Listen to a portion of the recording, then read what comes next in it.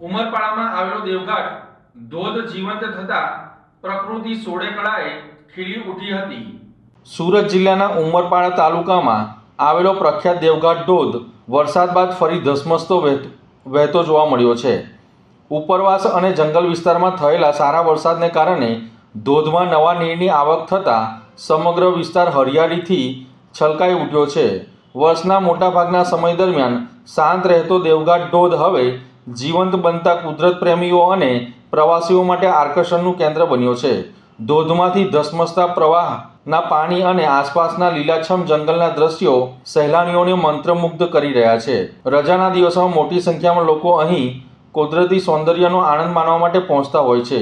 ધોધની મુલાકાતે આવતા સહેલાણીઓને પાણીના તેજ પ્રવાહથી સાવચેત રહેવા અને સ્થાનિક તંત્રની સૂચનાઓનું પાલન કરવા અપીલ કરવામાં આવી છે।